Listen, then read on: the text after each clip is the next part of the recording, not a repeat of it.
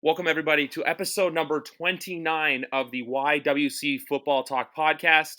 Today, I have a brand new guest to the show. Believe it or not, a Patriots Nation member and a Bills Mafia member are hooking up for a podcast from the Overreaction podcast and the Bilo Fanatics podcast. I have with me at Joe Miller Wire, Joe Miller III on Twitter. Joe, let's talk some football and welcome to the podcast. Hey man, thank you so much. I appreciate you having me in. It's dare I say an honor to be on the podcast of a New England Patriots fan. It's an honor. I take that honor very. What was I going to say? I take that honor. You know what? And it's also good to talk to a Bills fan too. So you know what? Sometimes we can put our differences aside and just talk football in general. So today we're going to cover everything. So we do have some breaking news involving both teams. And as we are recording right now, we're getting ready for the Buccaneers versus the Bears. But the breaking news I wanted to talk about quickly, and I'm just going to mention my part quickly, is that the Patriots-Broncos game has been moved to Monday. The time, I don't know. But the breaking news, and I'm going to let Joe get in on this because I know he's probably not happy about this, is that the Bills-Titans game, as long as the Titans do not have any more positives, which we'll wait and see on that, is now scheduled for Tuesday night at 6, which then means that the Bills-Chiefs game, which I was really looking forward to next Thursday night in the standalone Fox slot, is now Sunday, which hopefully they can get that into the 4:25 slot. But Joe, the floor is yours. I'm going to let you go on about this because I know this rubs you the wrong way. Yeah, super not happy. Like of all the ways that the Bills could be punished, like it's weird to me that the NFL, you know, they made the decision about the Patriots and the Chiefs game. Like they made it fast. They knew what they were going to do. They've already made the decision. Like earlier today, they made the decision about the Patriots game that you just talked about getting moved. Meanwhile, they made a quick decision on the Titans and Steelers game when they canceled that game. And they sat there with like a deer in the headlights over this Bills-Titans game as the Titans, who have clearly thrown off, you know, every restriction and have not followed any protocols as it pertains to COVID and this pandemic and basically what the NFL has laid out in front of them. And what does it amount to? It amounts to we finally get news that they're going to move the game, our game against the Titans, to Tuesday, right? So the Titans get 2 weeks of rest before they play the Bills. Then our game that was supposed to be against the Chiefs on Thursday, both teams getting 4 days of rest, now gets moved to Sunday. So the Titans have 2 weeks of rest to play the Bills, and then the Chiefs get a full week of rest to play against the Bills. Meanwhile, the Bills get the short week. We're not super duper happy with it. I'm not happy with it. I mean, Bills Mafia Twitter is blowing up, and everybody feels like we got shafted because we did. At the end of the day, though, I'm not necessarily convinced. At this point that the Titans are going to be able to not have any positive tests tomorrow or the next day. I mean, if we're talking about this like truthfully, it seems like there's going to be another positive test tomorrow, and more than likely the day after that. I don't know what they're doing down there, but they're not doing it right? No, they're not. Like when you have something like this where it's like something as simple as, okay, guys, you're not supposed to quarantine, but then I was just baffled myself when I found out, oh, hey, they were working out at this private school, which I actually listened to another football podcast, or it's a radio show podcast, but Pro Football Talk. And Chris Sims was even saying like how, hey, that's where the Titan players work out before training camp and stuff. But when you guys are supposed to quarantine because you have an outbreak and you break the rules, it's no longer like, oh, hey, this is the NFL's problem. No, this is straight up. This is Tennessee. You were told to do this. You have more than 20 cases. It's not like the Patriots where it's, unfortunately, Cam Newton, Stephon Gilmore, and a practice squad member, or even the Raiders where I think it's one member too. This is 20 guys. And then also, too, for the Bills to get shafted, like you said, like now they have to play Tuesday, and you have a short week where it's not just like anyone coming into town. It's the Kansas City Chiefs. It's the Bills going up on 4 days rest versus a fully rested Chiefs team, which, to be fair, they're probably going to kill Vegas on Sunday. But like I agree with you in the sense like, hey, look, like myself too, I'm not the fondest Bills fan. Do I admire what they're doing, and do I like the team, and do I like how Josh Allen's playing? Yes, because Josh Allen has really impressed me this year.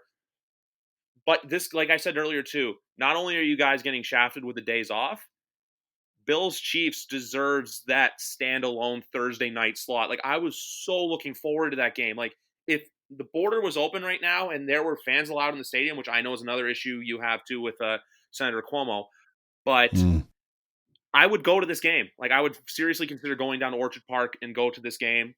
I'm right now wearing a plainclothes black Nike hoodie because if I wore any other colors and cheered against the Bills, I would probably, I don't know what would happen to me, but I'd probably get put through multiple tables. No, I said to throw that in there quickly, but no, that's just my thoughts on the whole situation with the Bills and the Titans, where you're right. Like, look, Bills Mafia has the right to be pissed off about this, because it's like, oh, Tuesday Night Football is cool. Like, sure, the doubleheader Monday night with the Saints, Chargers, now Patriots, Broncos, which we don't know when it's going to be played, but if the news breaks during the pod, we will update you. But besides that, like, I don't know what else to say, because like even the Bills were coming off a very impressive win against Vegas as well. Right, but you're talking about. I mean, yeah, Tuesday night is cool, except it's at 6:05. Like, who plays football at 6:05? Like, why not put that in a prime slot? Like, why not put it at 8:22 like everything else? And the NFL, the NFL has a history of just scheduling, bonker, like sleeper snoozer games on Thursday nights. And they've got now, like the one we just had with the Jets last week, like nobody watched that football game. The Jets and the Broncos, right? Is that who it was? I think it was the Jets and the Broncos. I watched most of that game mixed with Cardinals Padres. Right. So, and meanwhile, you've got basically the two teams. If there's three teams in the NFL right now that the just casual fan wants to watch, it's the Chiefs, the Buffalo Bills, and the Seahawks. So you've got like the two big dogs going against each other. Even if the Bills were to have lost, or if they played Sunday against the Titans and lose that game, that's still a marquee game with everything that's going on with this football team against the Chiefs. I mean, and the same thing is true of the Chiefs. If the Chiefs drop a game this weekend to the Raiders, which like you said, they probably won't, but if they were, everybody's still tuning in to that football game on Thursday night. And the reality is, this isn't the same Buffalo Bills team of old. This isn't the team that folded like a chair every single time they were on primetime against the Patriots or whoever else. Josh Allen, if you remember back to the Thanksgiving Day game last year, loves the lights. When the lights come on, he comes to life. So there's great expectation and anticipation from us. Now, am I calling my shot and saying the Bills are going to win that game? No. Do I think it's going to be a dogfight? Yeah. Do I think it's going to be high scoring? Yes. Do the Bills have a chance? Yes. Am I guaranteeing a win? Absolutely not. But, we all want to see it on Thursday. We don't want to see it on Sunday buried in the slot someplace where the nation can't watch it. So, and that's the point you're making. It just sucks. And also, too, I screwed up there. Next Sunday afternoon, I don't know, the Packers play the Buccaneers. So for all we know, that's going to be the big game. That's not the Sunday night game. That's a 4:25 game. So if you have not Bills Titans, if you have Bills versus Chiefs, which is a marquee game in the AFC, and then Packers Buccaneers, which is right now a marquee game in the NFC, we're waiting to see how the Bucs look tonight, because this is like going to be a good game too, because like Brady Rodgers, it's always a very compelling matchup. That game's going to get lost. And this is, like I said, this is a game that deserves to be in the primetime lights. Like you said too, last year Thanksgiving, Josh Allen lit up the Cowboys in AT&T Stadium. Week 15 too, I know it wasn't that high scoring of a game, but went into Pittsburgh Sunday Night Football and won in Pittsburgh in a very crucial game for the Bills. This team, like I said, this team doesn't fold the way they used to. It's just a different mindset. McDermott has them operating on a different plane. It's just different. Exactly, and that's another thing too to say. McDermott's really impressed me as a head coach. I was actually saying to myself today how certain coaches who go from an offensive coordinator role or a defensive coordinator role work or don't work as head coaches. Like we saw it with guys like Todd Bowles, Steve Wilk with when he went from actually same thing as McDermott going from Carolina but to Arizona, Pat Shurmur and certain other guys. It doesn't work, but McDermott's one of those guys where, hey, at first a lot of people were kind of like, I don't know how Buffalo was exactly, but he didn't get off the best start. But then his first year, they made the playoffs. That last game went down to Jacksonville. Missed it in 2018, but they're like, hey, look, we're building towards the future. 2019 have a great season, and now 2020, currently as of right now, 2 games up on New England for the division, which if at this time last year you had said Buffalo's going to be 4-0, New England's going to be 2-2, I think everybody would have had like a ha, you're very funny reaction. So I'm only saying that just because everyone thinks that the Patriots run the AFC East, which this year they have their money cut out for them. And that November 1st game, right now it's Cowboys-Eagles in the Sunday Night Football slot. But if I'm NBC or the NFL, I'm considering moving that game into primetime as well. Well, who wants to watch an NFC East game like that? They can't even figure out who wants to win that division. But no, I mean, it's as much as you said that, everybody, we have been calling our shot since Tom Brady left, as far as like owning the AFC East. And I'm going to be honest with you, Cam has been a big surprise. And it remains to be seen. I'm not necessarily sure that Cam has been super tested yet, as far as like who, for his play and who he's going to be. I think he's still settling in. I think he's still trying to figure some stuff out, which makes sense. He's Josh McDaniels, brand new offense. He's learning it for the first time, and they're trying to figure out exactly what he does well. But I think I had predicted if it was going to be Stidham or Hoyer before they signed Cam. I think I had called the Patriots to be third in the division behind the Dolphins, which clearly, the Dolphins are a dumpster fire too. So the Jets and the Dolphins are both dumpster fires. And then obviously the Patriots, Bill Belichick does what he does. And, what I tell my listeners all the time is in order to be the man, you've got to beat the man. That's what the Bills have to do. They need to go in against New England, and they need to beat them. If not once, if not twice, and at least once. So we'll see. Exactly. Because also too, the one thing that is noteworthy is that Bill Belichick has certain ways of shutting guys down. Like we saw what he did to Patrick Mahomes. Even though the Chiefs won by 16, Patrick Mahomes looked very pedestrian in the first half. For some reason, I have a friend of mine. He's a very big Miami Dolphins fan, lives in South Beach, but he was telling me every time that Josh Allen goes against Miami, he has a career day. But it's the complete opposite of what Josh Allen does against Bill Belichick. Bill Belichick just has that way of figuring him out. But if I don't even think that game's about how Josh Allen plays. It's just Brian Daboll. If, like you said, if you want to be the man, you got to beat the man. Brian Daboll has to have the game of his life coaching November 1st. And also, too, I said this from the beginning, that December 28th game, I think, determines who's going to win that division. We'll see. I think the Bills will have a claim on it before that. They're out to a hot start. I don't think that there's a lot of, when I look, the Bills should beat the Titans. The Chiefs game is going to be tough. They got the Jets right after that. They're going to beat the Jets. So, worst case scenario, they're coming out of this, 5-1, against the Chiefs before they play the Patriots. We'll see. There's a lot of football to be played. There's a lot left to be determined for us and for me as a football fan and a football watcher. We're just seeing a different Josh Allen than we have ever seen before. And, I say to my listeners all the time that we are living in wildest dreams land. If last year, if I'm talking to you last year and I'm telling you that, in 2020, Josh Allen is going to be like in the race for the MVP, you're going to be like, yeah, in your wildest dreams. If I said to you last year, Josh Allen is going to lead the league in touchdowns, after 4 games, you're going to be like in your wildest dreams. Like literally we are living in wildest dreams land. And it's not, to your point, it's not fluky. Like he looks different. He looks confident. He looks in control. More so than even that Thanksgiving game against the Cowboys, he looks like he's just got it all figured out and the game has slowed way down for him. So as he goes, this team is going to go. And if the Bills figure that defense out, and let's be honest, there's only 2 teams playing good defense in the NFL right now. But if that defense gets back to top 2, top 3 form, and that offense continues to average 30 points a game, I don't know, man. I see the Bills potentially going 13-3 this year, 12-4. It's not running away with the division because the Patriots are always going to win their games, but it's going to be, I think it could be wrapped up. I think the Patriots get in. I think the Patriots are going to be a wild card for sure. But it'll be interesting. I don't think it's going to come down to that last game, I guess is what I'm trying to say. Oh, no, I get that. It's just me speaking too, also with like cautious optimism that, hey, we're going to figure it out too, because the Patriots do have a very tough sledding still ahead, which they have Denver, which I honestly don't know what to think of that game right now. Even right. I thought for sure, we were going to win with Hoyer or Stidham, but the fact that we haven't been in the building yesterday, we haven't been in the building today.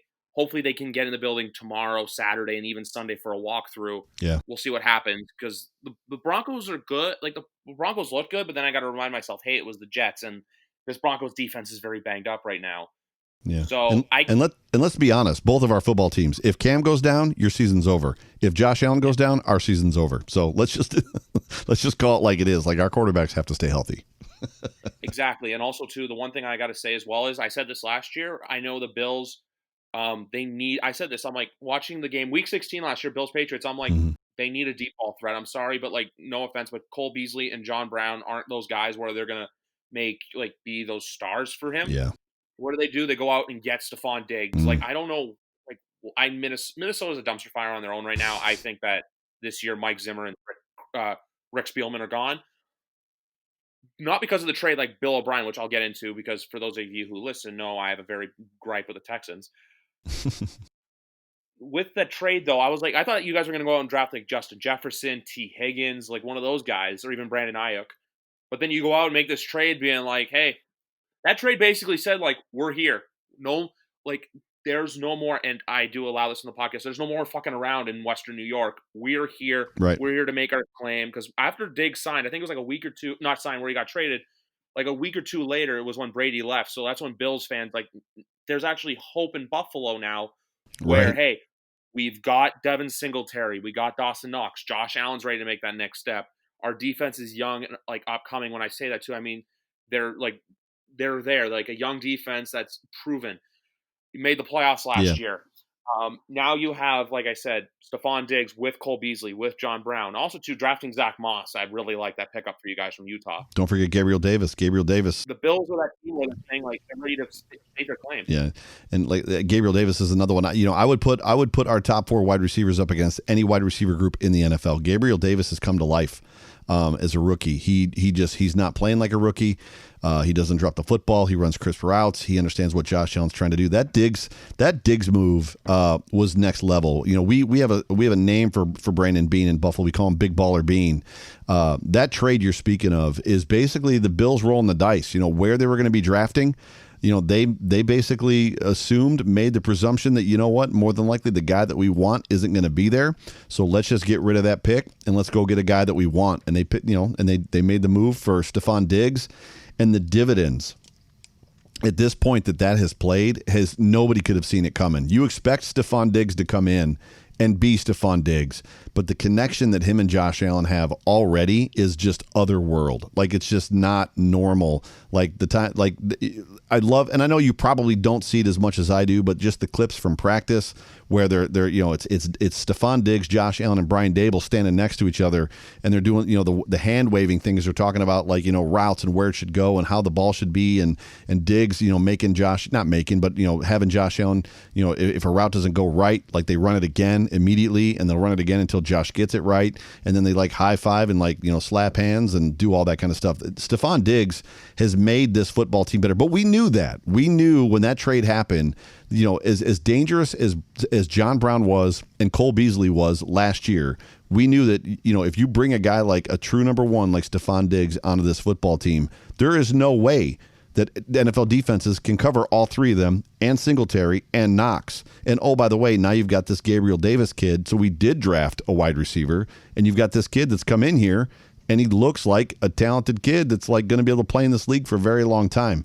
I'll say it again. I would put our wide receiver group up against any wide receiver group in the NFL, our top 4. I don't know that there's a better top 4 in the NFL. The only other one I can think of that's good, even though the team sucks, is the Dallas Cowboys. But, like, you're right. Like, because the one thing I was worried about, I'm not saying this out of the way, like, oh, like I hope this doesn't happen. The one thing I was worried about as a football fan, not a Patriots fan, was how is that Diggs-Allen connection going to work? Because we saw Allen's deep ball accuracy. Sometimes he just launches it a little bit too far, a little bit too much on the ball.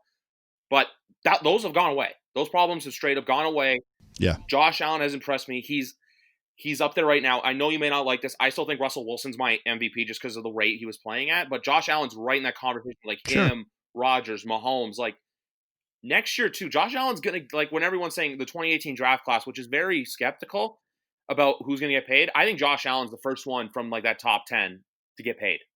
It's possible. It's possible. And you're not hurting my feelings by saying that about Russell. Russell Wilson has gotten the short end of the stick for a very long time. You know, the question is it going to be a Lamar Jackson situation where, you know, Lamar Jackson got the MVP because he was the most valuable player to his team. He was the most valuable player as far as in the NFL, but his numbers were borderline pedestrian as it pertains to being a passer. So the question is, you know, are we going to have a situation like that? Like, is Russell Wilson going to run away with it and be the MVP? And if he does, great. It's good for Russell. Russell's a good guy, and, like, you got to love that kid. Or is it going to be a situation where Josh Allen, you know, has better numbers? Maybe their records are the same, or the Bills are, you know, one win short of where the Seattle Seahawks were, and, you know, and it becomes a sympathy situation because the the league and the writers are very, I'm going to use the word woke right now to the fact that, Russell Wilson has never even received an MVP vote. So it's very much in people's minds and they understand the situation. So, if it happens for Russell, great. If it happens for Josh Allen, I'm going to say it again. We're living in wildest dreams land. Like, the fact that he's in the conversation is like, I wouldn't have imagined it in my wildest dreams. And yet here we are. It's crazy. No, exactly. You nailed every thought on the head. Because, like, when you look at this year with the passing rate, too, like, and also, too, one thing I want to say about next week is that if Josh Allen, I'm not saying he's going to win, because, like, I still think the Chiefs are going to win just because, like, right now the Chiefs are a better football team. But if Josh Allen goes out there and has a performance where he wows us and still throws for like 300-400 yards against that defense, his stock, like, for him, there's just the sky's the limit right now. Like, you're 100% right when you keep referencing it. The wildest dreams land. Like, for Bills fans right now, it's just like, hey, we got Willy Wonka's golden ticket. We're 4-0. We're looking good.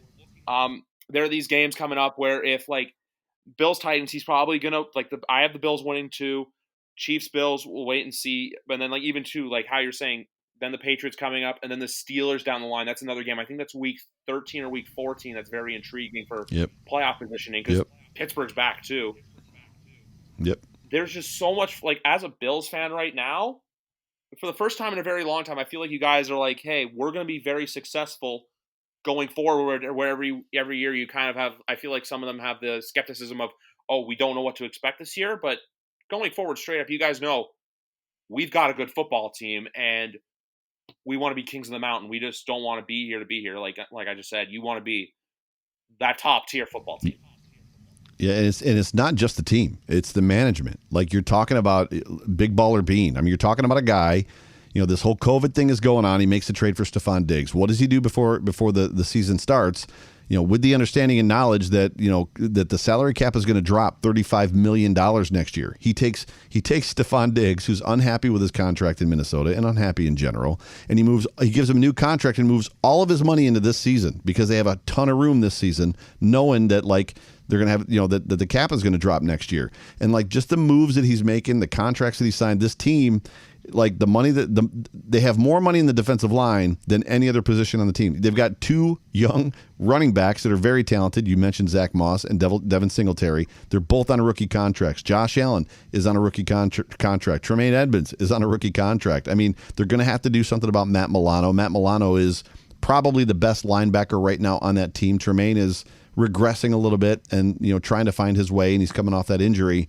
But just from a management and a culture and a leadership standpoint, it literally feels to me, and I'm older, so I remember, it literally feels Bill Polian and Jim Kelly days. Like, when Bill Polian was building that team, it just has, and I know you're younger than me, it just has that same feeling. There's just a different feeling. It's Belichick and Scott Pioli, right? I mean, it's, when that whole thing was working out, there was just a different magic when it was Belichick and Scott Pioli. It was just different. The players they were bringing in, the way that they were signing them, the way that they were getting it done, when they were jettisoning players, like, it was just different. And that's literally how it feels here.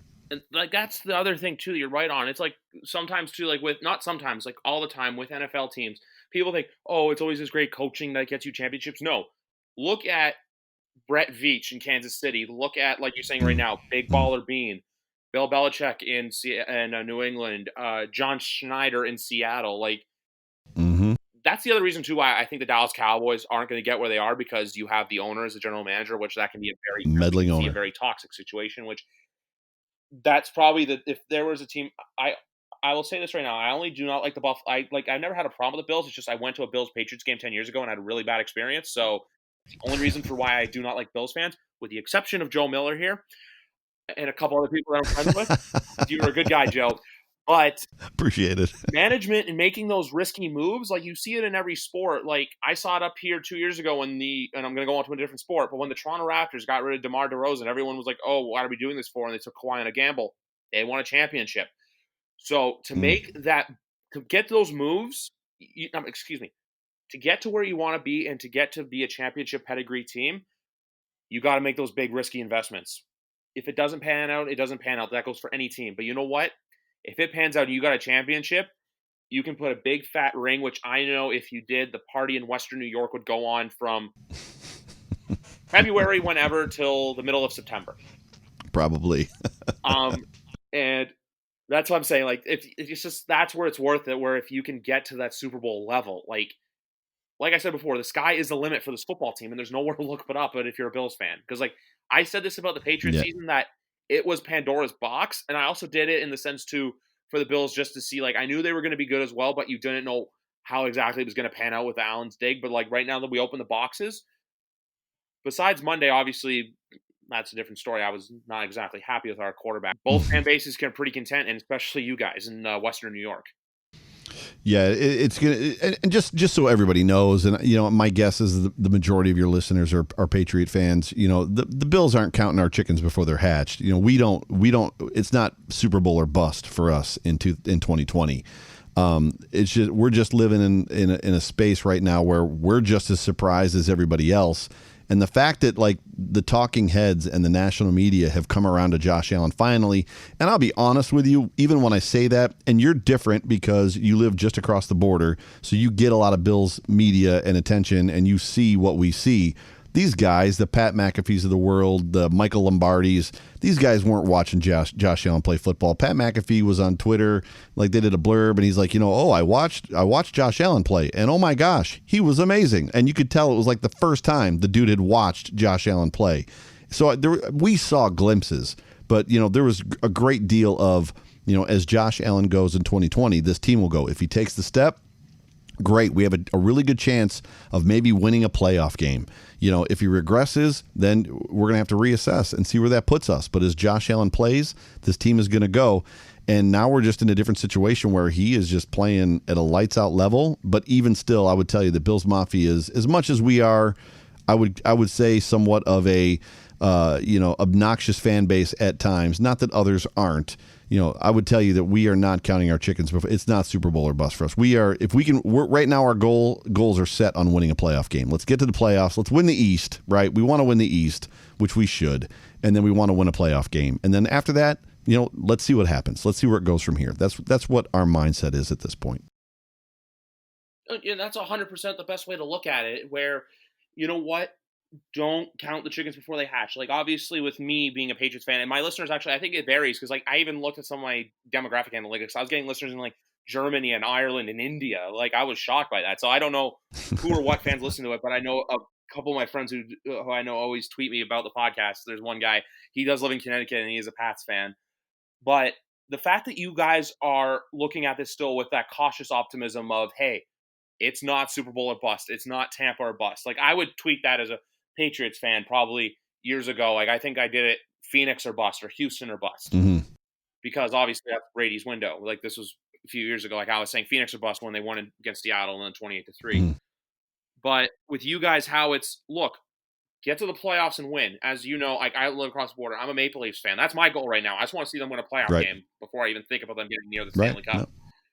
You guys to have that same optimism, just, hey, let's take it one game at a time. Let's first, little goals. Like, it's not even like big goals. It's just, what are your short-term goals? Like, long-term goal, obviously, you guys want to raise a Lombardi. You want to have a banner in Orchard Park.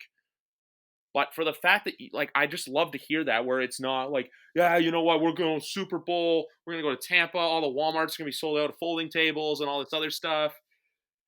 But the fact, like, I'm just going to repeat it, but the fact that you're so just like, you know what, hey, let's make it to the playoffs, let's win a playoff game, and see where it goes from there is good. Because even say if you guys this year, because I assume Kansas City is going to get the bye in the AFC. If you guys win the wild card playoff game, get to the divisional or the conference and then lose, it's not something where it's like a failed season. It's, hey, what did we do wrong in the playoffs that we can learn to get better going forward? Because that's what the best teams do. Like, look at New Orleans, like bad playoff exit after bad playoff exit after bad playoff exit. They're still in that conversation to where they know, hey, if we can go and tweak these couple little things, we're just going to raise our stock even more. So for Buffalo to look at it like that, nothing but respect for the organization, and like how you're saying how Bills Mafia is logical and they're not like Super Bowl or bust, how they're logical in the sense of, hey, one playoff game at a time. I have nothing but positive to say about it, and I love it. Yeah, that's cool. And to be honest, our greatest fear, and again, this is an age thing. So the Bills' first Super Bowl, Super Bowl 25. Not a lot of people know this. The Bills were AFL champions before the AFL and the NFL merger. So the Bills aren't championship-less. They have won championships. They've just never won an NFL championship. But the Bills' first Super Bowl appearance was in Tampa. And pretty much the scariest thing that Bills Mafia has or like thinks about right now is, Buffalo going to the Super Bowl in Tampa against Tom Brady and the Buccaneers. Like that's pretty much the thing that nightmares are made of for us at the moment. No, I understand, because right now when I look at like the teams in the NFC, the Seattle defense worries me because look, I understand having close games with New England and even Dallas too, because Dallas has a great offense. But the fact that Miami, that was a close game, that worries me about that Seattle Seahawks team. So right now, like if it was Buffalo Tampa, but I would have to admit, like say if it was you guys versus, I don't know, let's say Green Bay in the Super Bowl and you won, I feel like it would still be great. But if you guys beat the man who went into Ralph Wilson Stadium year after year after year, and I know his record's like I think 32-3 against the Bills all time. Okay, I'll stop talking. But I'm just saying. Just shut up. I think there's no better poetic justice than you guys beating Tom Brady in the Super Bowl. Yeah, I think it's just there wouldn't be a scarier game in the world for us. It would just be like, yes, it would be poetic justice and the stuff that dreams are made of. But yeah, it's just the fear of losing again in Tampa. Like, and by the way, the quarterback's Tom Brady. But yeah, I don't see it happening. I don't think the Bucs have the juice. I don't think Brady's got the juice to make that happen. He's thrown just the amount of pick sixes that he's thrown is alarming. In the last whatever is 6 or 7 games, like there's trouble in Brady land, in my opinion, which is why Belichick was okay with moving on from him. I mean, Belichick is the master of moving on from guys at the right time, and he did it again. So it'll be interesting to see how that plays out for them. I have the same thing. I have the same feeling too, just like what you said with Tampa, because if you look at their wins, they beat Carolina, they beat Denver, and they beat LA. Who LA I know gave them a scare, but LA too is also still developing. That's why. That game next Sunday, I think, is going to tell us a lot about who this Buccaneers team is when they do play the Green Bay Packers. Agreed. All right, so we're going to do this quickly, guys. Or not going to say quickly. We're not going to go deep into all the games, but we're just going to give predictions for Week 5. Joe, I know we talked we talked at length about a little bit about my Pats, a lot about your Bills, because that's what I want to do when I have a guest of a team who's a team. Sorry, I'm getting my words mixed up. When I have a guest on who is a fan of a different team than I want to get their opinion too.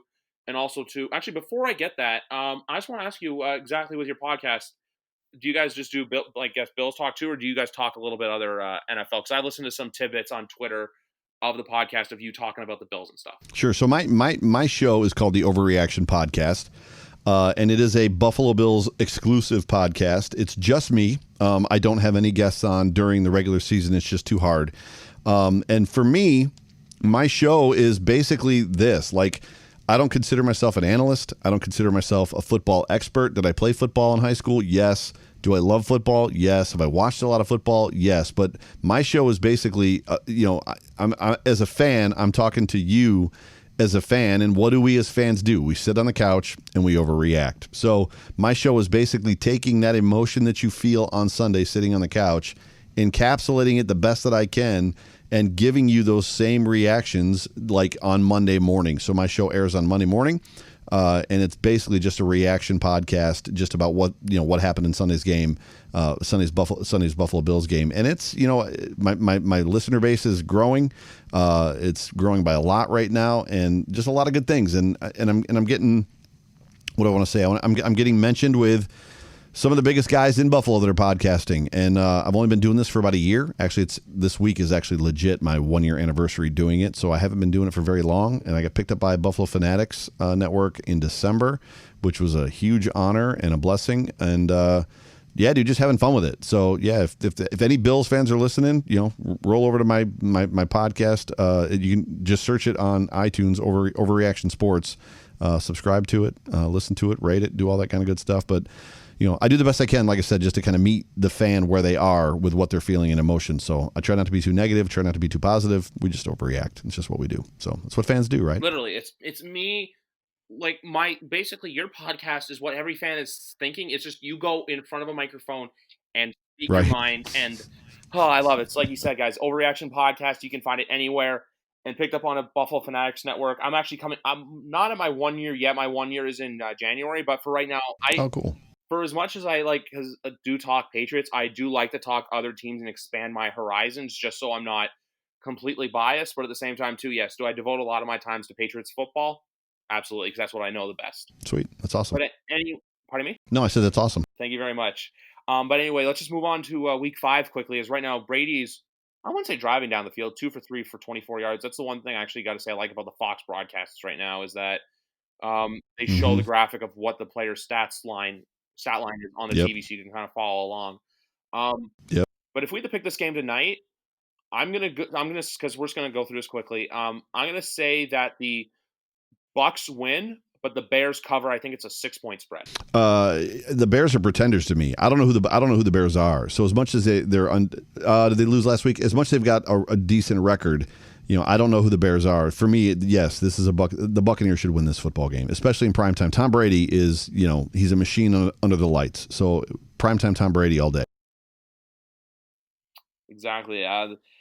But that's the other thing too with the Bucs. It's one of those things where it's like, okay, I want to see how like I said, it's not this week, it's next week against Green Bay is that game I look at as, okay, who are you?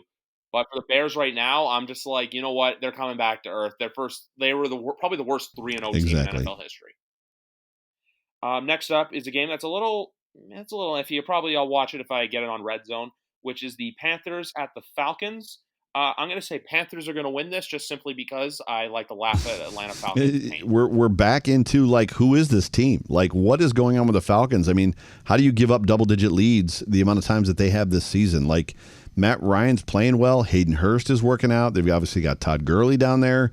But to your point, I'm probably going to go with more of the known commodity than the unknown commodity. I think I'm probably going to pick the Panthers for this football game too. Because I think with them, the first couple weeks, look, they had Tampa and then they had Vegas in week 1. But with Carolina, Matt Rule is gone in there because I know there was a lot of people who were skeptical of him. They were skeptical because of how much he was getting paid as a rookie head coach, which I know would probably rub a lot of owners the wrong way because $7 million for a rookie head coach is a very big investment. But he's making, for what he's got, he's making it work, and we'll see what happens when Christian McCaffrey comes back. Yeah, it seems CMC being out is big, but yes, I'm still taking the Panthers in that football game. I just don't know what to expect from the Falcons. So I'm the same way as you. Next up, easy one, Ravens over Bengals. I'm sorry, Bengals looked good. Joe Burrows looked good, but I'm not like we were saying with you're gonna go get with the familiar. I'm gonna go with the familiar and say that hey, Baltimore wins this game. Yeah, that's Baltimore's game to lose. I mean, the Bengals are going into Baltimore, and let's be honest, Lamar Jackson is still the NFL MVP from last year. Joe Burrow isn't quite ready. He's not there. He hasn't arrived yet. Tyler Boyd has done very well this year. Surprisingly, AJ Green, I like AJ. I actually wanted AJ Green in Buffalo last year. I wanted the Bills to make a move for him, and right now I'm much happier with who we got, Stephon Diggs. But yes, you and I might be on the same page with a lot of these games. Yeah, I got Ravens over Bengals. The other thing with the Ravens too is look, I know they got their doors kicked in against Kansas City, but ever since then, and that's the other thing too I wanted to say with the Bills. If the Bills can win the games that they're supposed to win, the confidence in that team is only going to go up. That's right.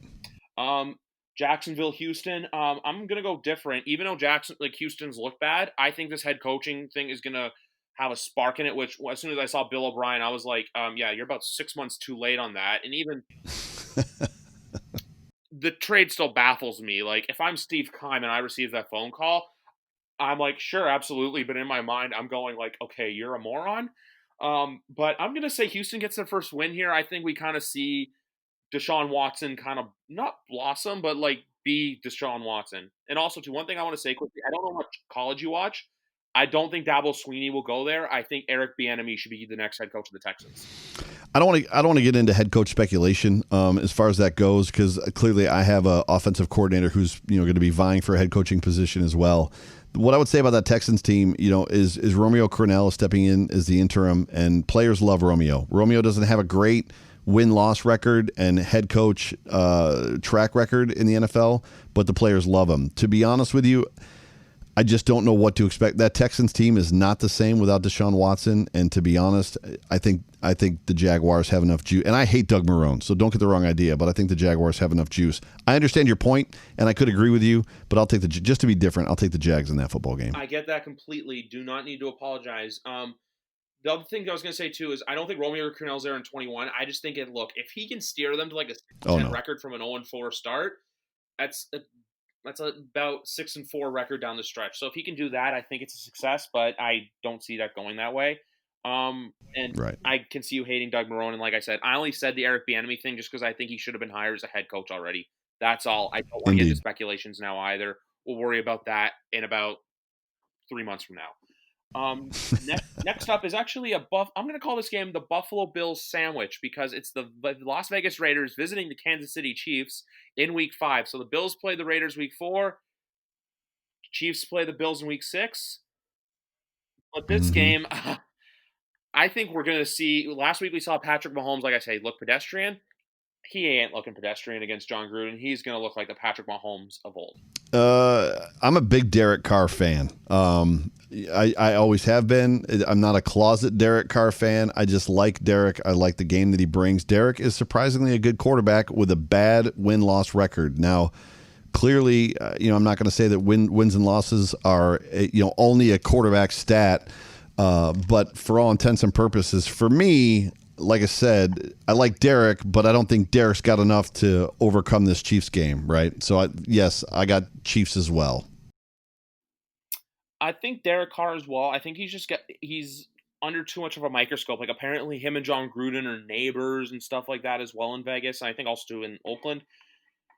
But Raiders, it's one of those situations where I feel like winning the Saints game was like their peak. Like, it's like I'm going to reference the Bills again, just obviously because you're a Bills fan. But, like, do you remember those days of old with the Bills where it was like you guys would get off to like a 3-0 start and then you like play like New England or someone like that and then kind of like you come back down to earth? Yep. That's what I feel like the Raiders are this season. After they beat the Bills, I'm like, not the Bills. After they beat the Saints, I was kind of like, okay, I think this is too good to be true. And then the next week they go into New England and the weapons that looked great against the Saints, like you did not see Darren Waller at all in that game. And like even last week too, like Josh Allen went into Vegas and just had a day, which I'm in a few fantasy leagues. And in one of those fantasy leagues, he's been looking good to me.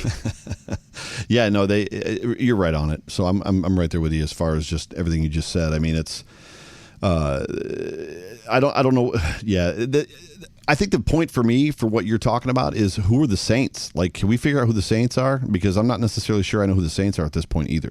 So I'm in the same boat. Like I actually, the stories what to say is I live with two Saints fans. My dad and my sister are both fans of the Saints. So sometimes with my criticism of them, I have to be a little bit hush hush. But you know what? It's the same thing too. Like it's kind of like what are the Raiders? I'm gonna also call the Raiders too. They're my Dennis Green team. Like they are who we thought they were. But yeah, right. The Saints too. It's another one where I think if they got to get another game in there where like they have a bit of a challenge because like play Vegas and look wonky, and then the same thing with Green Bay, but then go in and I know they got off to a bad start against Detroit, but then they looked good in the rest of the game and won it. I want to see them play another good team and see how they do there, and then that's where I'll probably make my more or less judgments on how they're going to do the rest of the season. Yeah, it's smart. I get that. Yeah. And the next game we got too, same thing. It's pretty standard and easy, but at the same time too, I could see an upset here with the Cardinals and the Jets, but I am a smart football person. I am not stupid. I'm going to take the Cardinals over the Jets for this one because I don't know how much of this podcast you listened to before, Joe, but the Cardinals are kind of that sweetheart team for me. Like, you know, that bad team that you have no like real affiliation or ties to, but you kind of want to see succeed. Right. That's the Cardinals for me. Like I like Kyler Murray, and also Cliff Kingsbury he's impressed me, but then there's moments where I'm like a little iffy on the guy. Yeah, so Kyler's clearly a talented kid, and Cliff Kingsbury, likes to throw the screen a little too much. And at this point at this point, defenses have kind of caught up to him, right? So, I mean, there's an aspect that, Kyler's regressing a little bit right now. Doesn't mean that he's going to have a bad season. He's just regressing right now a little bit. I see no way in hell that the Jets beat the Cardinals. Like, Adam Gase is the worst head coach probably of all time. There's no reason for him to even be head coaching in the NFL. And not to mention, you're talking about Greg Williams, who is also a former Buffalo Bills head coach, but Greg Williams is just dirty. At the end of the day, I just hope they can protect Kyler, because that team headhunts like nobody does. And I can't wait to see Williams out of the league, and I can't wait to see Gase out of the league, even though, I'd prefer that the Jets extend Adam Gase. They won't, but there's no way the Jets win this football game. The Jets might go 0-16 this year. It'll be interesting to see. It will be. And also, too, you know how the Texans had that big 3 schedule at the start of the year? Yep. Just looking ahead at the Jets schedule, after this week, they have the Cardinals, and the next week at the Chargers. They have then versus the Bills, at the Chiefs, and versus the Patriots. So good luck with that if you're a Jets fan. Yeah, we hate the Jets. Let's be honest, right? We can agree upon that. We both hate the New York Jets, and honestly, too, I'd love to see them extend Adam Gase, even though. Yes. Yeah. And that was the other thing, too, I was going to say about Greg Williams is last week.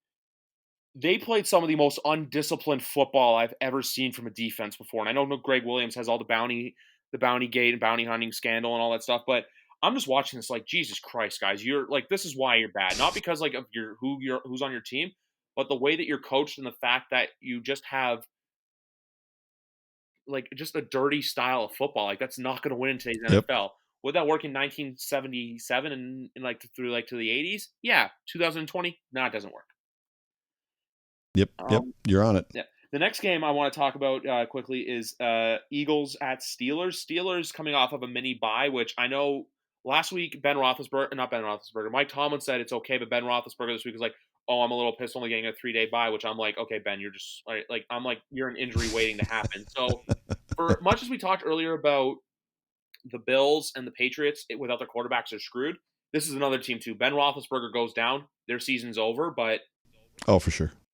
Steelers win this game. I think honestly the Steelers too. I call them a dark horse going into the year. Like obviously they're not like a dark horse like for example the Arizona Cardinals or like I had the Indianapolis Colts in there as well. But with the Pittsburgh Steelers, like they're a team where they can potentially make some noise and go on a deep playoff run. Especially too, they're up there with Bills for some of the better defenses in the NFL.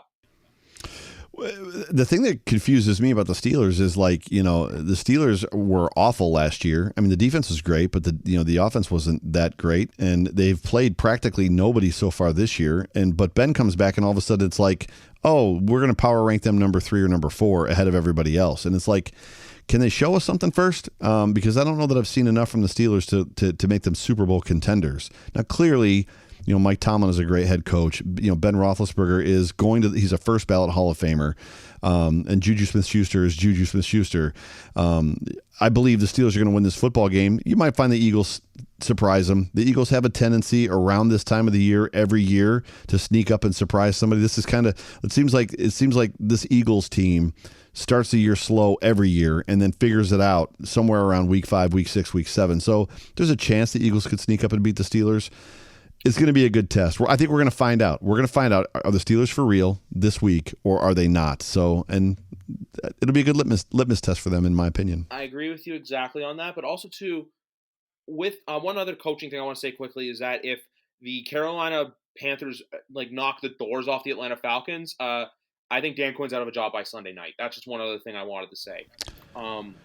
Dude, it's crazy the head coaches that are on these aren't like hot seat head coaches. These are head coaches that are getting fired. Dan Quinn, Adam Gase, these guys are getting fired. Like the dude up at Peterson, right? The dude in Philly might get fired after this year. Like it's crazy.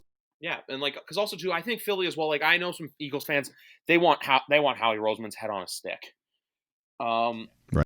And the next game on here is Bills Titans. But do you want to talk about that one now, or do you want to save that for last? Because I feel like no, let's talk about the last. We'll save the best for last. Yeah. Next up is the Rams versus the football team, which is actually my pick in my survival pool for this week. My girlfriend was going to go Cardinals over Jets, but I convinced her to not use the Cardinals just because there's a small part of me that's going by the way the Cardinals looked against the Panthers and the Lions. That I had a small doubt that hey, maybe the Jets may surprise people and actually win a football game. But I'm going with the Rams just because, and even to before I go back to this game, I just want to go back to the Steelers quickly. The Steelers, I find this year, always have a tendency to play down to the level of their competition. We saw it against Denver. We saw it against New York. And we also saw it, too, for a bit against Houston, where for a while Houston had the lead, and then Pittsburgh had to, like, kind of put their foot on the gas just a little bit harder. And then that's what got them to 3-0. Right. But with this game, like I said, I picked for survival. I'm obviously going with Jared Goff. I'm not going to go with Kyle Allen just because Washington, I think they were like Jacksonville, where that week 1, they were like, oh, hey, maybe they got something there. And then you realize, no, they're not. They just had one lucky game to throw everyone off their survival. Because if you get a hint by now, my week 1 survival pick was the Indianapolis Colts. Oh, very good. Yeah, no, I mean, it's the Rams are winning this football game. I mean, the Washington Redskins are very much trying to figure out who they are. I mean, obviously, your heart goes out to Ron Rivera, everything he's going through with the cancer stuff, and it can't be easy to stay in that position. And you got to wonder, as much as, the dude is manning up, for lack of a better term, but why they're not going the route of the Colts when Pagano, right, had cancer and Hodgkin's disease, I believe, and he stepped away, and that's when Caldwell got his shot, right? So Caldwell took over for him. No, it was Arians. Was it Arians? Gotcha. But I don't understand what's going on there, and I don't know that Dwayne. First of all, I lived in Columbus for 13 years. I saw Dwayne Haskins being a bust in the NFL coming from a mile away. So I'm not surprised at all that Haskins didn't make it or couldn't make it. So I don't know why Redskins fans are. Oh, sorry, I don't know why the Washington football team is. To your point, I don't know that Allen's going to be any better. That team is. They're in full on rebuild mode. I mean, at this point, it's going to be a couple years. The Rams are going to own that. They're coming. Clearly, they're coming from the West Coast to the East Coast again. Another 1:00 start. But this is one of those times when the Rams shouldn't have a problem. McVay at this point has only lost one 1:00 game, West Coast to East Coast. So, and it was against the Bills this year. But yeah, the Rams. Give me the Rams all day there. Exactly. I guess I have nothing else to say. And also, too, the fact I just realized this: they have not played a team. They've only played one team outside of an Eastern time zone, and that was the Dallas Cowboys week 1. Besides that, they played all Eastern time zone teams, even at SoFi Stadium. Really? Wow. We're just going through this list. Next up, it's the same thing. This is an easy one. Miami Dolphins, 49ers. Jimmy G status as of now, I think, is still unknown, but I think the Niners bounce back as long as, I'm going to talk about this with the Patriots in a minute, as long as you don't start Nick Mullins, because we kind of found out last Sunday that kid's not an NFL quarterback. But I think this is a close one. The spread is 9 right now, but if I had to guess, I think this is a lot closer of a game than people think, but I still see San Francisco eking out a win. This might be the only time that I pick against you. So for me, give me the Dolphins in this game, and I am not a Dolphins fan. I can't stand them. Clearly, I've got some sentimental love in my heart for Ryan Fitzpatrick. I like what the Dolphins are trying to put together. I like... just as far as, the Gaskin kid is playing well. Devontae Parker's playing well. That defense is decent. And you can't go wrong with Gesicki. I mean, Gesicki is a dominant player. Obviously, George Kittle is the 49ers offense. And that defense, much like the Bills defense, hasn't returned to form necessarily yet. But I'm going to take the Dolphins in that football game. So that's the one game I've picked against you, or picked opposite you thus far, I think. It's all good. This is a game, too, where honestly, if Miami won, I would not be shocked, because if San Francisco goes 2-3, I don't think it's time to hit the panic button, but it's kind of like, is that Super Bowl hangover? It's a more real thing than people think. Sure. The next game it's on my score app, is very interesting only because I think this is that game where you're going to find out, okay, who's legit and who's not legit. And that is the Indianapolis Colts going to visit the Cleveland Browns. I think you're going to find out here where each football team stands. Are we going to say, oh, is Cleveland for real, or was Cleveland just handed a lucky hand by getting the Dallas Cowboys, the Washington football team, and the Bengals back to back to back? So to me, the Cowboys are more the question in this game. Colts Browns, the Cowboys are the question, because the Cowboys can't figure anything out. You're talking about a football team that should be probably undefeated at this point, but whatever's going on there, it's a problem. So the Browns destroy the Cowboys, but the question has to be asked, who is Dallas, before you can ask, who are the Browns? I think the Colts win this football game. I think the Colts are the better coached football game. I think they've got the better quarterback in this football game. They may not have better talent around the field, but there's something stinky in Cleveland, in my opinion. And at the end of the day, I think Baker Mayfield has reached his ceiling. And unfortunately for Cleveland, and I got a lot of love for Cleveland and Cleveland fans, we're 2.5 hours down the road from each other. I spent a lot of time in Ohio. I lived in Ohio for 13 years. Some of my best friends are Cleveland fans. And like we broed up like over the last 10, 15 years because our teams suck together. But at the end of the day, I think Baker Mayfield is who Baker Mayfield is. I think this is, what you see is what you get. And I don't know that there's any more ceiling out of him, like I said, than what we've got. Give me the Colts in that football game, and that's just me. I'm the same way too. Because only I said this before. Like the Colts, like the Bears, like how I said they were the worst 3-0 team. Like we found out last week that hey, the Bears are pretenders. They're not contenders. That Colts defense is something to fear as well. They're up there too for top defense. And one thing that always goes unnoticed with the Colts is they have one of the best offensive lines in the league. Like Quentin Nelson is just an animal. That's who I wanted. So he was, that's who I was hoping the Bills would go after, and then obviously the Colts tied him up. Yeah. So, But with this game though, like where I say you're going to find out who both teams are, that's why I'm going with the Colts as well. I don't see the Browns winning this game. I think if anything, you're going to see the Browns come back to earth. Like how I never like when I see 3-1-2, I'm like, okay, you got your doors beaten off you against Baltimore, and then you happen to win 3 in a row against teams that are 2 that are not playoff teams at all, and then 1 team that we don't really know what's going on there. But that's what I'm saying. This is that game where everyone's going to go, oh, hey, Browns are the Browns. And like you said, for all the talent they have some good key pieces on defense, but Baker Mayfield's just not – I'll say this right now. Out of the top 10, there's no way – like if you rank Josh Allen not first, you're crazy. Like that's the only thing I got to say out of that top 10 for the quarterbacks. For draft class, obviously for overall talent, I may put Saquon Barkley ahead of Allen just because Saquon's this is really Josh Allen's coming out party, even unfortunately when Saquon went down with a torn ACL. I'm not ripping Josh Allen on. I'm just saying that Saquon's Saquon. But no, for quarterbacks, the way that goes, it's Josh Allen above anyone else. So with like you said, with Baker Mayfield, this is that game where I think a defense is going to make him look silly, for a lack of a better term. We'll see. I just don't have and it hurts me to say it because I like his commercials. His commercials are funny. I just don't have any faith in Baker Mayfield. I think, like I said, what you see is what you get. I think he is who he is at this point. Exactly. Oh, as we're watching the game, Tampa Bay just got an interception, and looks like no pick six. And also just to give you guys an update, the Buccaneers are up 3-0. For listeners, says Joe, I assume you're probably watching this game right now as well too. I am not actually, but yes. Okay. So thank you for the update. 3-0 for the Bucs right now. Very good. Next up is a game which I'm actually gonna give a couple, not prop bets, but a couple props of what you think is more likely in this game. Giants Cowboys. Daniel Jones throw for 3 touchdowns, or does the Cowboys defense hold him to only 1 or less? Oh my God, what's more likely to happen? Are you kidding me? First of all, the Giants are an amazing football team. They went out and they found the next Eli Manning as it pertains to stature and emotion. Like when you see Daniel Jones play football, he looks like Eli Manning. He pouts on the field. They look like the same player. My guess is at this point, Daniel Jones is probably going to throw three touchdowns before the Cowboys hold him to 1. I don't even know how you pick this football game. The Cowboys should win, right? But at the end of the day, what's going to end up on the field? A giant turd. It's right. I mean, I got to take the Cowboys because the Giants are so bad. But I bet you Daniel Jones still throws 3 touchdowns and the Cowboys win.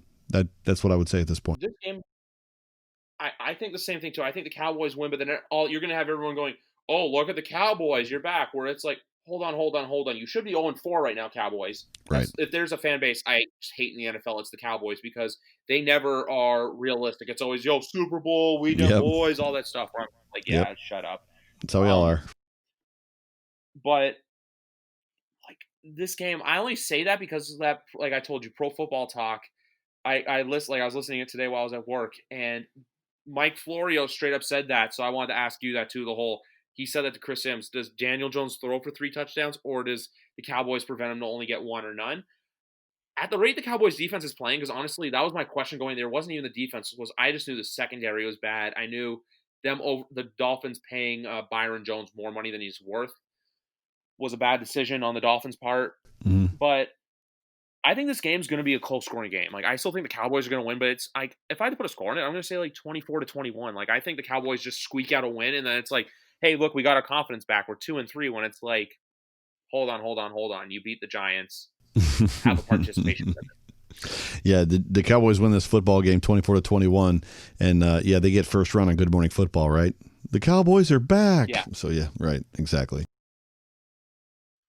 I prefer it when they lose just because I love to see Stephen A. Smith just happy and screaming whenever the Cowboys lose. I'll take a Cowboys loss. I'll take a Cowboys loss and a Patriots loss any day of the week. Just, both silver teams. So that's just the way it is for me. So It's all good. No hard feelings in this podcast. And the next game, which is a Sunday nighter, which honestly may be the first worst. Actually, not first worst. Thursday Night Football was starting to get better. But also, too, actually, one thing I forgot to mention about Thursday Night Football earlier is the only reason the NFL may be happy about moving the game is because apparently there's a presidential debate next Thursday night. So I guess the game could get killed in the ratings compared to that. So that's just one thing I wanted to note. But I doubt it. I doubt it too. It's just at the same time too. It's you have a great NFL football game, or you have the revolting circus of two old men arguing. Exactly. But we don't talk politics here. But the next game is the Sunday nighter, and I got off track, which I happen to do a lot. Sorry, but the Vikings and the Seahawks. This is a game where I'm like, what was NBC thinking by putting this on Sunday Night Football? Well, the Vikings were a playoff team last year. I mean, they weren't the train wreck that they are right now. So I mean, keep that in mind. So I mean, if you're talking January, February, March, this looks like a decent football game. But now, I mean, yeah. But this Jefferson kid, though, who knows? He's wearing Stephon Diggs' number. It'll be interesting to see what comes out of this game. I'm taking Russell Wilson. I mean, until Russell Wilson gives me a reason not to take Russell Wilson this year, I'm taking Russell Wilson. Oh, I'm in the same boat with you. I'm going there. And I do agree with you, too. I think I jumped the gun a little bit by saying that, this football game. Oh, and as a Tom Brady, just a bad snapper or something. He just fumbled the football. The Seattle team, they just looked good, but the defenses look bad, too. So, I honestly could see this game, being a shootout just because that's the style of play we've seen from Seattle in their first 4 games. Mm-hmm. To where I'm just looking ahead. I just want to look ahead at the Seahawks schedule quickly because I'm going Seattle too. I don't even need to dwell on it because I think Minnesota's in it. Like I said, I think Mike Zimmer and Rick Spielman are gone at the end of the season. But their November is pretty tough up until the last game because after this they have their bye week and then they have at the Cardinals versus the 49ers, at Buffalo November 8th, which is a very intriguing matchup, at the Rams versus the Cardinals, and then at the Eagles. So they have that stretch right there where you're probably going to figure out who is this team for the playoffs, not for the regular season. So that's just one thing I want to point out. But and also too, you know what? I think like you said, the whole situation in Minnesota is just a weird one. But you know what? I take that back. This is a game where if you look at it 6 months ago, yeah, this is a good Sunday Night Football matchup. But looking at this right now, Week 5 in the NFL season, trash. Not the best matchup. Yeah, trash. The next game I want to talk about is the Denver Broncos visiting the New England Patriots, because for those of you who do not know yet, that game has been moved to Monday. The time is still to be determined. I'm just going to go on Twitter quickly and look it up. But obviously, I am 2-2 with the Patriots. I did pick them to lose against Seattle and against Kansas City. But I'm sorry if we lose to the Denver Broncos and go into our bye week 2-3. You're going to hear a very painful podcast whenever I do record next. But the Broncos barely beat the Jets. I think this is going to be an ugly, low-scoring football game, but I think the Patriots win. I don't see how the Patriots don't win. I guess for me, the only question I have is Cam going to play? If Cam plays, it's a different football game. Obviously, if Cam is still quarantined, has there been any information on whether or not he's had 2 negative tests yet? I mean, if Cam is still not tested negative, there's a chance that he might not play because I think it's 5 days after your second negative test, and the 2 tests have to be 48 hours apart. If Cam doesn't play, I don't know that bodes well necessarily for the Patriots. If Cam does play, it's going to be Cam rushing for 100 yards again, right? So can the Denver Broncos stop Cam from rushing if Cam plays? So, yeah, I mean, what have you heard? Well, I don't know. I don't have any news on Cam. What do you have? The last I heard was just about the tests and stuff. I haven't heard anything really. I think he's still on that COVID-19 reserve list. I personally haven't heard anything about his tests. The only thing I see right here is our ESPN reporter, Mike Reese. The game is at 5:00 on Monday, which weird. I get why they're doing that. And also too, for me, it's a holiday because it's our Thanksgiving this week. Yes, for Americans, Canadians celebrate Thanksgiving in October. Yes, you do. And if this game was 5 o'clock and I was working, I would probably be leaving work at 4:30. But I'm off, so as long I think they're doing this because they don't want to clash with Saints and Chargers, Right. but or do that again. But I don't know what network it's on. But and if like I just said, Mike Reese had it about half an hour ago. That 5 o'clock on Monday. But like I said before, I haven't heard anything about Cam. Hopefully, we hear something soon if he is going to play or not. But I'm also looking at if him not playing is not in a worst case scenario, just because I want him fully healthy for after the bye week for when we have that stretch where in 3 and 4 where we have the 49ers, the test against the Bills, and then then there's the Jets in there, but we'll X that out, and then the Ravens. Right. So I want Cam and Gilmore back for those 3 crucial games because those are crucial games that determine how our season is going to go. For sure. Yeah, but with this game though, I think if Belichick can have a full week, because I feel like right now he is preparing to play with Stidham, because if Hoyer is in there, I'm going to throw a brick through my television. I know I sound very bad right now just because I'm complaining about Patriots football, but there's moments in time where I'm mad at Tom, where you look, or even you do it too with a Bills player, where you're like, what were you doing there? What were you thinking? But when you have 2 critical you don't do anything in the red zone, it's just me being like, this is the most frustrating. I think the most frustrating game I've ever watched as a Patriots fan, because you're just like, Mike Evans gets a touchdown. I turned the game on, but I'm at the point where I'm still on a commercial, so you're ahead of me. So. Oh, okay, yeah, it's let's see this here. Oh yeah, Eddie Jackson's getting called for a defensive hold, and Mike Evans still caught the ball. Yeah, I'm watching on my I'm watching on my iPad. I'm watching the NFL Network. I just popped it on. I just popped up my iPad and threw it on. So. True. I'm watching a muted version of Fox. Gotcha. On my TV right now, but because it's simulcasted through a Canadian network called CTV, I get their commercials, so maybe that's why. Yeah. Yep. But with this game, though, I think if Belichick has the time, he's gonna do a game plan that works with Jarrett Stidham, and also too, I think that for as good as the Broncos defense is, it's not Kansas City, so I feel like Bill's gonna have him give those chances to do well. Because the other thing too is Monday, the Patriots, if it's not for that pick 6, it's only a 9-point loss, which I could take. But then the pick 6, I was like, the first one wasn't even on Stidham, that's on Edelman. Edelman, you have to make that catch or just try to make sure the ball doesn't end up in, I don't know, one of the best defensive backs' hands. Right. But besides that, I think this game, if I had to put a score on it, I'm going to say something very, low, 17-10. I think the Patriots running game, because Damian Harris impressed the hell out of me in that Monday night game against Kansas City. And also, too, if our defense can play the way they did Monday night containing Patrick Mahomes, I don't think containing Brett Rippon's going to be a problem. It's just the only worry is with no Gilmore and Jerry Jeudy. That's where the only concerns come in for me. Yeah, Gilmore is going to be a game changer. With no Gilmore, it's gonna open up, obviously what that Denver offense can do. But it's you can't remove a shutdown corner from an NFL football field and not feel the effect. You just can't, even if you're Bill Belichick. So I'm sure he'll have them coached up and he'll make up for it if Gilmore isn't going to be there, which he's not, right? Because he's on the COVID list. But yes. Gilmore, and if Cam doesn't play and Gilmore doesn't play, be worried. That's all I would tell you as a Patriots fan. And I'm going to love every minute of it, but be worried. So. Oh, I'm until I see Cam cleared, I'm going to be worried. I'm thinking positive about this game because I do not want to lose to the Denver Broncos. It's just the other thing I realized, too, is that Vic Fangio is going to have this defense well coached to defend Jarrett Stidham. Yeah. Agreed. Yeah. But if Cam doesn't play, Cordell Patterson's making a run for it.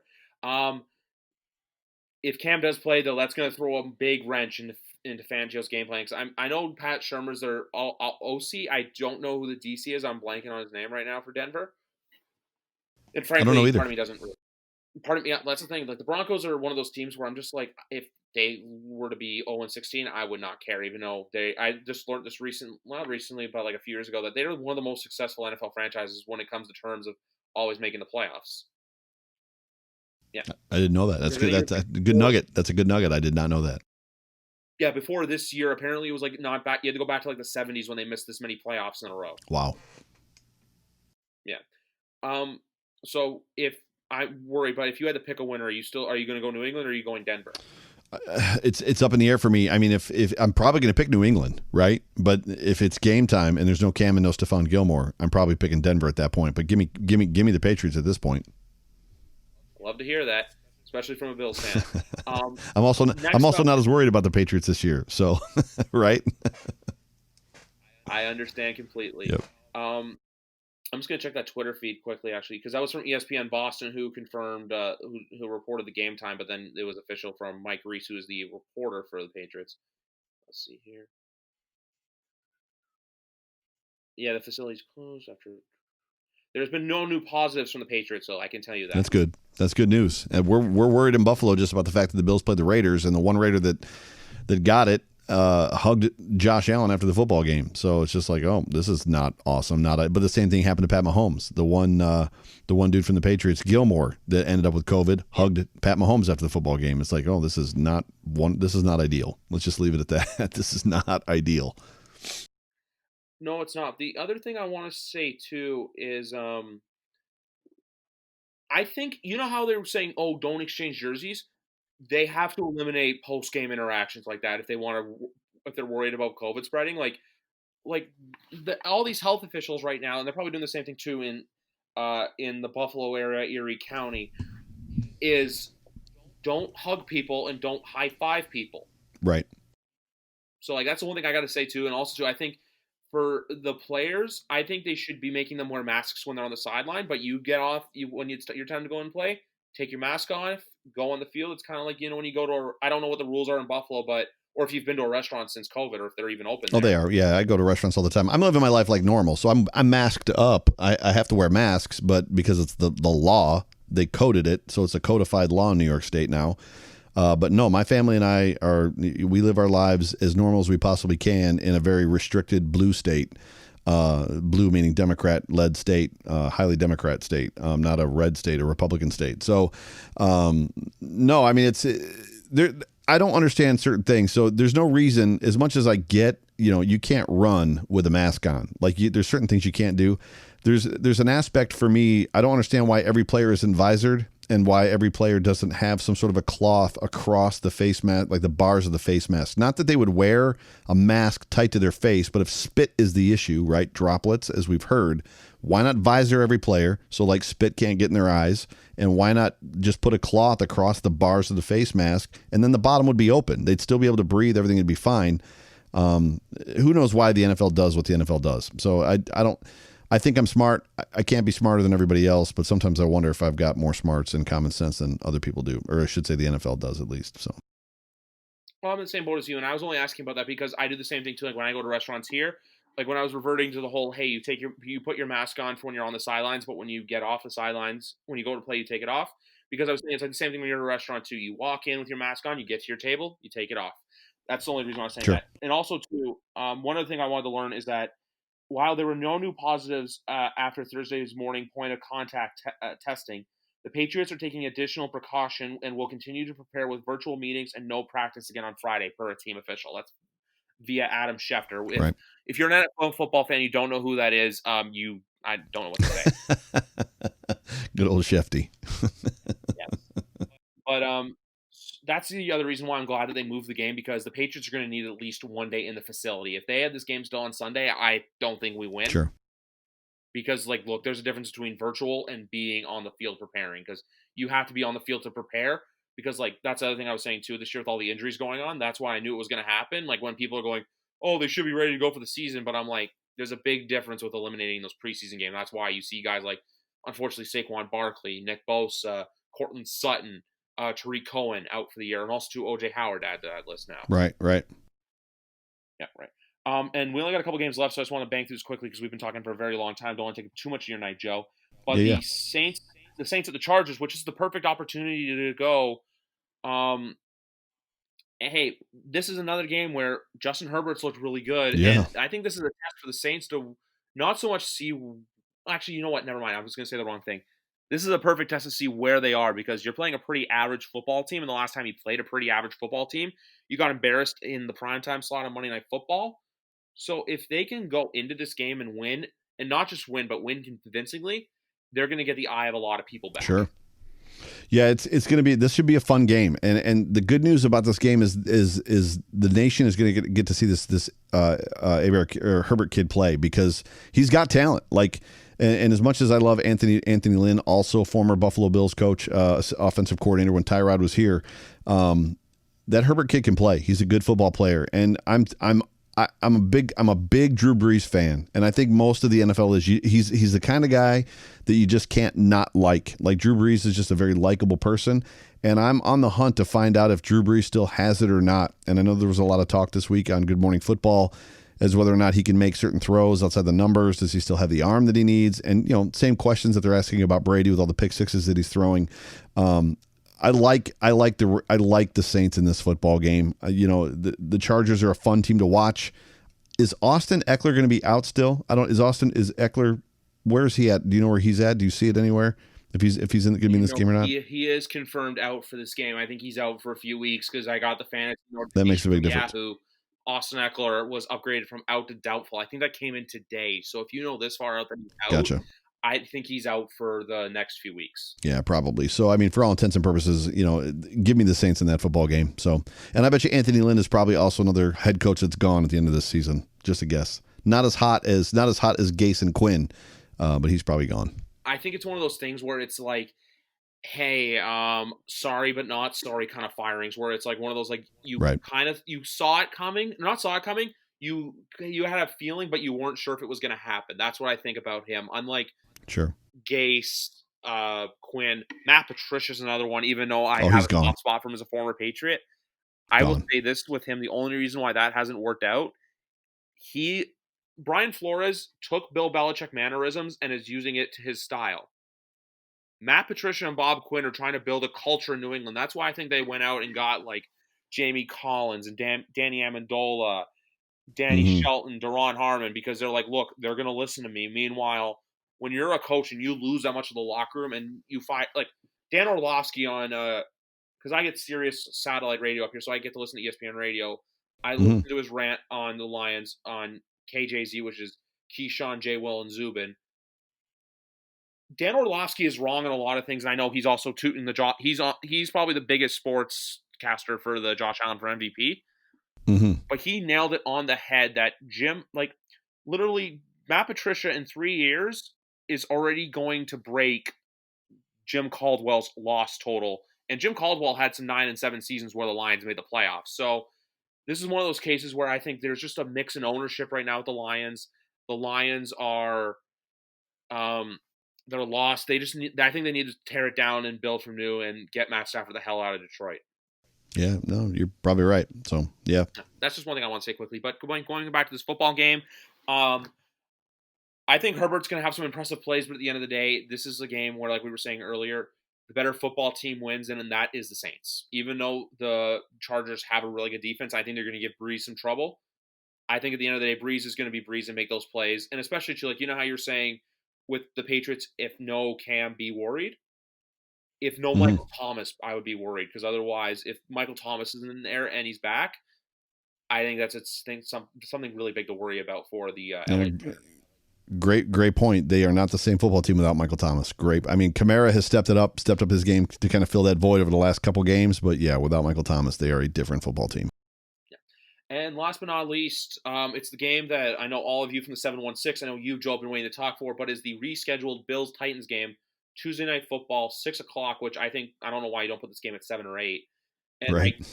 A special presentation of the NFL on CBS, which that's the one thing, too, I was about to say. I don't know what network's going to carry both games, but I assume CBS will. Yeah, I couldn't. If you're asking me, I couldn't tell you. I mean, they're AFC games, so there are two AFC teams playing an AFC game head to head. So if it was originally scheduled on the CBS channel, the AFC affiliate, I got to think it's going to be CBS. Would naturally get that game, get that remake. As far as this football game goes, it's going to come down to who's on the field for the Titans. They're obviously, Corey Davis is either out or probable. No, he's out. And then you got A.J. Brown is probable or questionable for this football game. There's a war of attrition going on for this Titans football team, but they've also gotten 2 weeks of rest. Now, they haven't been able to practice, at least not legally, as it pertains to NFL rules inside of their own facilities. But for me, Ryan Tannehill, this is going to be a fun game. The Bills played the Titans last year, and they beat Marcus Mariota. They beat him on, there was a late touchdown that Josh Allen threw to Duke Williams, and Bills fans love Duke Williams, former Canadian Football League player Duke Williams.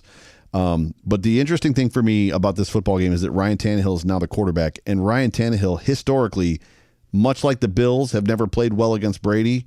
Like Tannehill has been awful against Buffalo. Buffalo's just had his number. So it'll be interesting to see. But if I'm going to take a team in this football game, especially considering the COVID stuff that's going on and the fact that they've had, upwards of 20 people, you said it earlier, people in that organization with COVID that are, quarantined and not obviously probably even working or can work, and players that aren't going to be on the field. I'm taking Buffalo in this football game all day long. So that's just, I don't think it's just me. I think everybody's taking Buffalo. Oh, no, I'm taking the Bills too. And I said this earlier because I also do NFL predictions on TikTok just because I have a bigger audience on there right now than I do with this podcast. That's cool. But I did this right before I came on. I green screened. I just took a photo of the Adam Schefter tweet saying the Bills game has moved. And I said that next week is going to be a battle of the undefeateds with the Bills and the Chiefs. So that already says it there. I am. Yeah. That if this game was in the stadium in Buffalo, which hopefully you guys are a lot of fans soon, because like you were saying, it's just Cuomo being a bit of an idiot. But we'll get to that in a minute. This game is one of those ones where I feel like you'd be hearing the shout song a lot. Yeah. When I say a lot, like I don't mean like it's going to be a route or a route. But at the end of the day, the Bills, I do have the Bills winning this game. Score, I don't know, because with the Titans too, you don't know which Titans you're going to get. But at the same time, too, the Titans have a bad track record. Like, if you look at their 3-0, a close game with Denver, a very close game with Jacksonville, and then a close game with Minnesota. So, like, they're the same thing as Chicago, too, where I'm kind of like, right. I wanted to see last week against the Steelers because I think that's kind of like you're going to see who this Bills team is. But for all we know, this Bills team could late in the season turn it up, make the playoffs, because Bills-Titans is a matchup I could see happening in, and I know this probably gives you anxiety, in January again, the Music City Miracle. I can't see it. Just because this Titans team right now has the worst rush defense in the NFL, and they've got one of the worst pass defenses in the NFL. If you said you don't see it necessarily being a rout, I can see this game potentially being a rout. Like this Titans defense is not the defense they were last year, and without Corey Davis and without potentially AJ Brown. Derrick Henry is all they've got. Now, don't get me wrong. The Bills' rush defense has not been good this year. They stopped Josh Jacobs, which was big because Josh Jacobs is a premier running back in the NFL. But the rush defense has been really bad. I mean, they gave up 125 yards to Henderson from LA. So Derrick Henry might be their whole entire offense. It's going to be a fun game. It could potentially be the Bills could put a 40 burger on them, and I wouldn't be surprised. But they could also win the game, 24-21, and I wouldn't be surprised. So it'll be interesting. With the Henderson stat quickly, it was 20 carries for 114 yards, and the average about 5.7 a carry. Right. I know you guys still won the game. I just wanted to look that stat up because I was curious for myself. Yep. It's important. Yeah, exactly. That's the thing when I say like I don't see it being a rout. I don't see it like. Oh, let's just say 28-3 because that's a fun score to throw out there. Like I don't see it like that. I see it like if I had to put a score on it, I'm going to say 35-17, like where it's not a rout, but it's not close. It's a good It's a good Bills win because I think gotcha. Like, and also because I think that rest, like a lot of people saying, oh, you had 2 weeks off, but in the case of the Titans, I think this rest is going to hurt them more than it'll help them, especially with the fact that you couldn't legally practice or enter the facility. That's my other worry too about the Patriots. For coming for Monday night now. Right. Yeah, that's the only thing I wanted to say. Besides that, I have nothing else to discuss. The only thing I just have to say is this was a lot of fun talking to a Bills fan, getting that full Bills perspective because I know you do that. It was a pleasure to speak with you on the podcast to finally get you on. I know you and I have been DMing on Twitter for a few weeks a lot. I was really glad. Did you have a good time on the podcast today? Yeah, dude. It's always fun. It's always fun just to come on and talk football with other football enthusiasts and podcast hobbyists like myself. Podcasting is a niche thing, and there's a lot of us that do it, and there's not a whole lot of people that listen to us necessarily when you think about the other alternative areas that they can get content from, whether it's terrestrial radio or whatever. But dude, it's just like I said, it's cool just to be on somebody else's show and let other people hear my thoughts and opinions on stuff. So just the opportunity that you've given me to have a platform is super cool, dude. I appreciate it. No problem, no problem. I will have to have you again on sometime soon. If you want me to come on at any time, maybe I was going to say, well, we can talk about it off camera. I was about to say, but you are always welcome back on the YWC Football Talk podcast, my man. That'd be awesome, dude. That'd be sweet. That'd be cool. No problem. Well, anyway, guys, thank you very much for listening. Like Joe said, you can just type in Overreaction podcast on the on iTunes, Apple Podcasts. Yep. Find his podcast there. Twitter at Joe Miller. No, not Joe Miller. Joe Miller 3 is his name. Let me just get this up quickly. It's at Joe Miller Wired. Yeah, my Twitter handle is at Joe Miller Wired. On Joe Miller Wired on Twitter. And like I always say, guys, let's enjoy Week 5 of the NFL season and just stay safe out there, guys. Have a good night. And like I just said before, I'll say it again. Enjoy Week 5 of the NFL football season. Good night for now. Go Bills. Go Pats.